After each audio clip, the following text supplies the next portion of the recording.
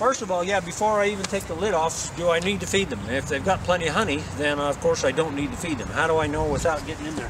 I'm going to lift this hive.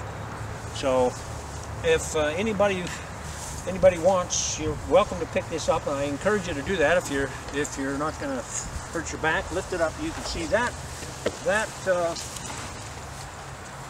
And then try this one over here too. So this one, you can compare the difference in the weight of these two. When you set them down, just set them down gently so the bees don't get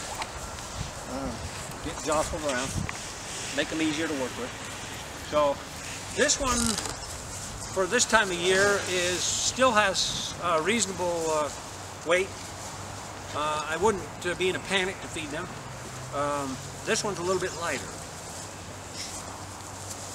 This other one here, I don't know yet. This one, yeah, you might want to try this one too. Pick this. So when you pick it up, be sure not to pick it up by the lid, but make sure you've got to pick it up by the bottom box handle.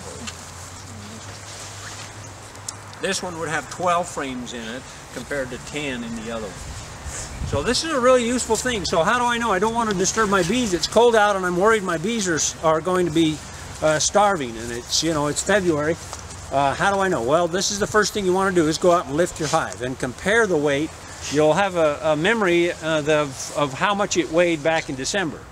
And then you can compare how much weight they've got left. So most bees will starve during February and March, not in December, January.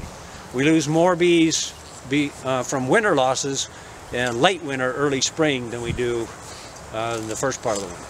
So one of the reasons is, as the weather warms up, as it did the last couple weeks here, they'll start to raise brood. So when we speak of brood, everybody know what the term brood means? We're referring to brood. What is brood?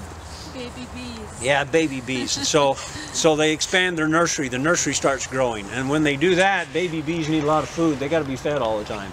And so they start to consume more of the honey that they've stored last summer and fall. And so their food storage, the pantry starts to go down, and the number of bees starts to enlarge. So that's the time that's most critical when you need to keep an eye on your bees. So February and March, this time of year, we'll need to make sure that they've still have something to eat.